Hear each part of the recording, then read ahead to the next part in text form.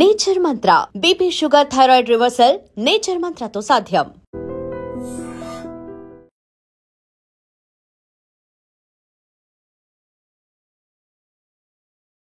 కర్నూలులో జరిగినటువంటి అత్యంత దారుణమైన సంఘటన. 19 మంది చనిపోయారు. ఎంత దారుణం అంటే చాలామంది కూడా, అంటే తల్లి కూతురు అనుకోండి, లేకపోతే కూతురు సాఫ్ట్వేర్ ఇంజనీర్, ఆమె జాబ్ చేస్తోంది బెంగళూరుకి, జస్ట్ దివాళీ హాలిడేస్ అని చెప్పి వెళ్ళింది, వాళ్ళు చనిపోయారు. ఇట్లా అంటే 19 మందికి సంబంధించిన ఫ్యామిలీస్ పాపం ఏ తప్పు చేయకుండానే జస్ట్ ఆ బస్ ఎక్కినందుకు వాళ్ళు చనిపోయారు. మిగతా వాళ్ళకు అదృష్టం బాగుంది కాబట్టి ఆ బస్సు అద్దాలని పగలగొట్టుకొని ఎట్లో అట్లా బయటపడ్డారు. ఈడ మెయిన్ ఏం జరిగింది, ఇప్పుడు బైక్ని ఢీకొట్టింది కాబట్టి ఆ బైక్ మొత్తంగా కిందికి స్కిడ్ అయిపోయి ఆ బైక్ మొత్తం ఇరుక్కుపోయి ఆ బస్ కింద ఇరుక్కుపోయి ఈ కావేరీ బస్ కింద ఇరుక్కుపోయి చనిపోయిండు. బైక్ల మీద ప్రయాణం చేస్తున్నటువంటి వ్యక్తి చనిపోయిండు. అట్లాగే ఆ మంటలతోని పూర్తిగా బస్సు కాలిపోయింది. అందుకని 19 మంది చనిపోయినరు అనేది నిన్నటి వరకు కూడా మనకు తెలిసినటువంటి విషయం. ఇప్పుడు ఆ బైక్కి సంబంధించిన విజువల్ ఒకటి, ఆ పెట్రోల్ బంక్ బయటకు వెళ్ళి వస్తున్న విజువల్ ఒకటి మనకు స్పష్టంగా కనిపిస్తోంది. ఏందది, మంచిగా తాగున్నారు ఇద్దరు. ఒక అతని పేరు వచ్చేసి శివశంకర్, ఇంకో అతని పేరు వచ్చేసి ఎర్రిస్వామి. అసలు ఏంది అని అంటే ఆ బైక్కి అసలు హెడ్ లైటే లేదట. జస్ట్ మనము అంటే లెఫ్ట్ తీసుకుంటే లెఫ్ట్, రైట్ తీసుకుంటే రైట్ వెళ్ళాలనుకునే ఈ బ్లింక్ లైట్ ఏదైతే ఉంటుందో, సైడ్ లైట్ ఏదైతే ఉంటుందో, జస్ట్ దాన్ని ఆన్ చేసుకొని లెఫ్ట్ సైడ్ది లైట్ ఆన్ చేసుకొని ఆ బైక్ మీద పోతున్నారు. ఏది తాగి ఇద్దరు హైవే మీద పోతున్నారు. ఏమైంది, వీళ్ళిద్దరూ తాగిర్రు కాబట్టి ఆ లైట్ వెలుతురులో ఏమున్నది, అసలు అది వెలుతురంటారా, ఏమైపోయింది, ఢీ కొట్టినరు. మధ్యలో డివైడర్ని ఢీ కొట్టి పడేశారు. డ్రైవ్ చేస్తుందేమో శివశంకరు లెఫ్ట్లో పడిపోయిండు, బలంగా తలకి గాయమైంది, ఆల్మోస్ట్ అన్కాన్షియస్ అయిపోయిండు. ఇక ఒక రకంగా చెప్పాలంటే ఆనే స్పాట్లో చనిపోయినట్టున్నాడు. ఇంకొకతను ఎవరైతే ఇప్పుడు ఎర్రిస్వామి ఎవరైతే బతికున్నాడో అతను ఈ డివైడర్ పక్కన ఒక గడ్డిలాగా ఉన్నదట, దాని మీదకి ఎగిరి పడ్డాడు. దీంతో కొంత గాయాలతోని బయటపడ్డాడు. రాత్రి ఏమీ కనబడలే, చీకట్లో ఏం జరిగిందో ఏమీ తెలియదు. మెయిన్ రోడ్ మీద ఈ బైక్ మీద ప్రయాణం చేస్తున్న ఇద్దరు కూడా డివైడర్ని ఢీ కొట్టుకొని వాళ్ళే చనిపోయారు. అంటే మిస్టేక్ వాళ్ళదే. తాగి నడిపిన తర్వాత లైట్ వెలుతురు కూడా లేదు. దీంతో ఒకతను చనిపోయిండు, ఇంకొకతను బతికున్నాడు. ఈ బతికున్న అతను చెప్పిండు కాబట్టే నిజంగా చెప్పాలంటే కర్నూలు బస్ ఇన్సిడెంట్లో ఏం జరిగింది ఏంది అనేది తెలిసిందని నాకైతే అనిపిస్తున్నది. అసలు ఎర్రిస్వామి బతికే లేడనుకో, ఆ రోజు ఏం జరిగింది ఏంది అనేది తెలీదు.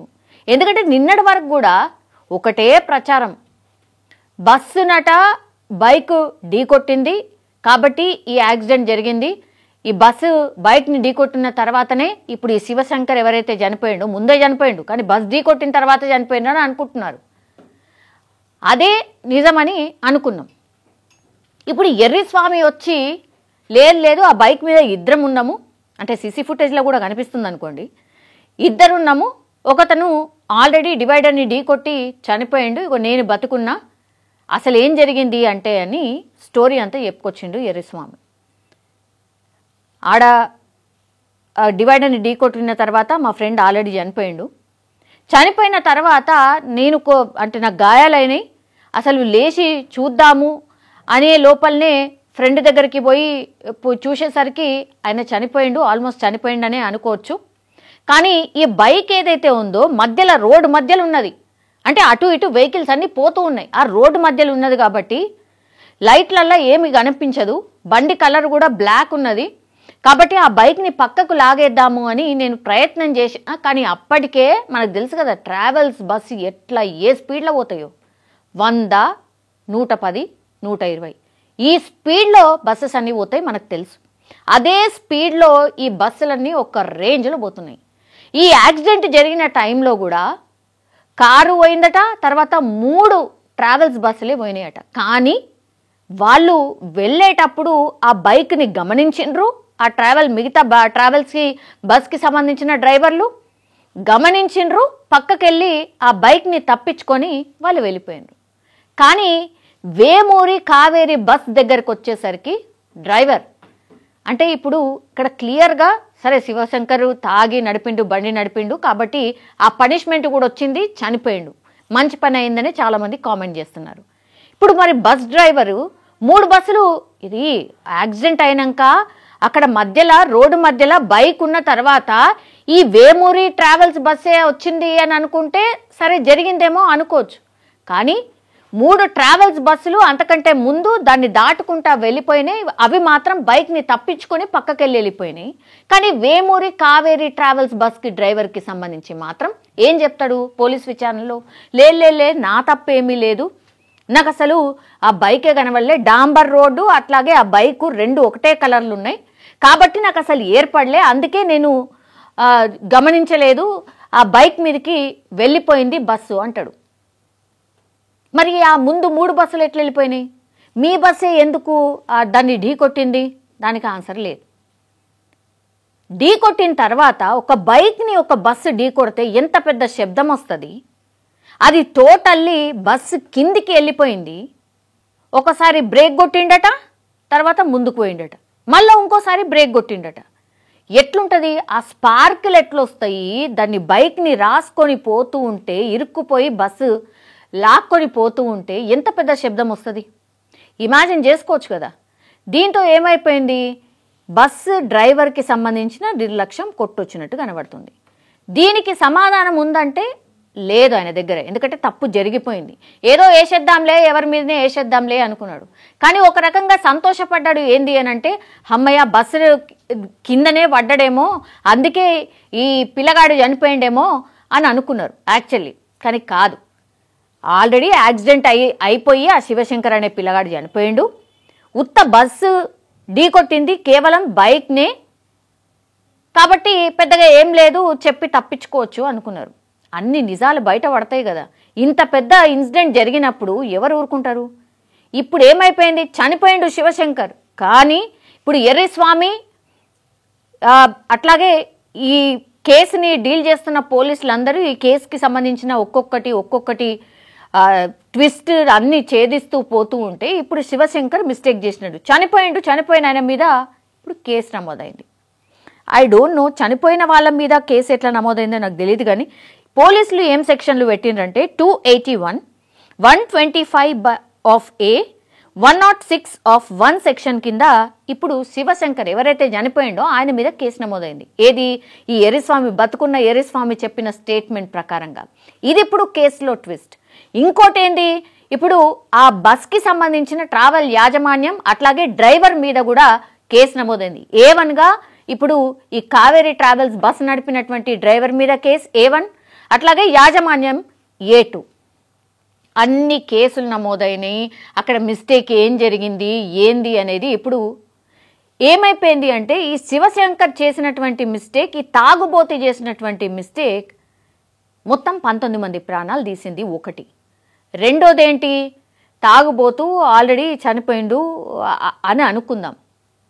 కానీ దానికంటే ముందు మరి మిగతా బస్సులు పక్కకెళ్ళి పోతాయి, కానీ ఈ బస్సు డ్రైవరే మరి బైక్ మీద ఎట్లా పోతాడు, అంటే బైక్ని కింద రాసుకుంటూ తోసుకుంటూ ఎట్లా పోతాడు?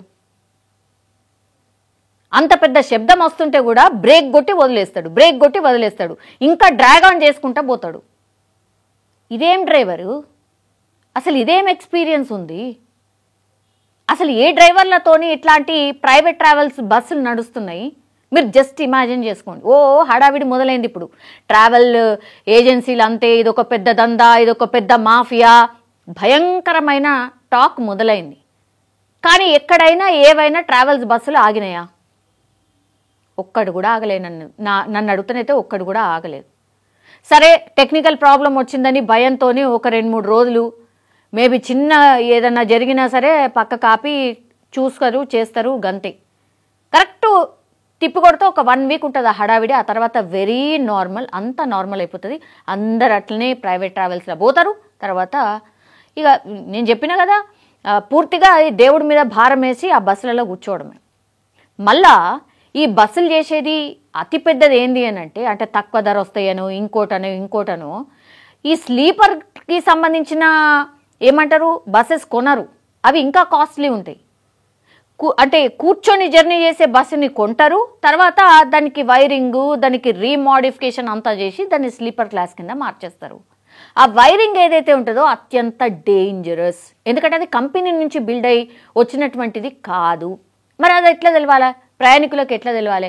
స్లీపర్ క్లాస్ అంటే స్లీపర్ క్లాసే అనుకుంటారు. ఇది కంపెనీకి సంబంధించి తయారై వచ్చిన బస్సులో స్లీపర్ క్లాసా లేకపోతే ఏంది అనేది ప్రయాణికులకు ఎట్లా తెలవాలా?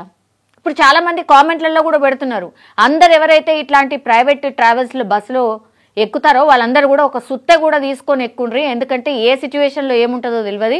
మనకు బ్యాగ్లో సుత్తున్నది అనుకోండి, ఏమంటారు ఆ అద్దాలని బ్రేక్ చేసి తర్వాత దుంకొచ్చు అని. అంటే వేరే ఆప్షన్ లేదు. ప్రయాణికుల సంఖ్య ఎక్కున్నది, బస్సుల సంఖ్య తక్కువన్నది. మళ్ళా ఎక్కడ కూడా మనకు కూడా ఇబ్బంది కావద్దు.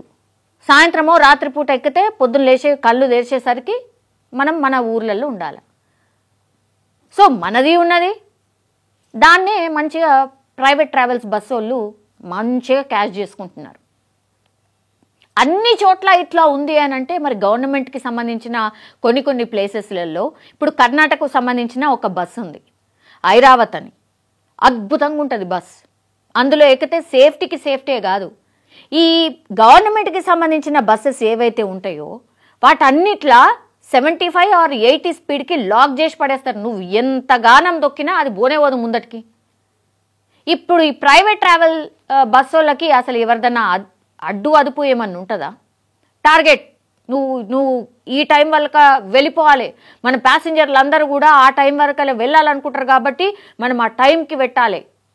మళ్ళీ ఆ తర్వాత మళ్ళీ నువ్వు కొద్దిసేపు రెస్ట్ తీసుకుంటావో లేదో మళ్ళీ బ్యాక్ వచ్చేయాలి, ఎందుకంటే మళ్ళా నువ్వు రాత్రిపూట మళ్ళీ అటు పోవాలి.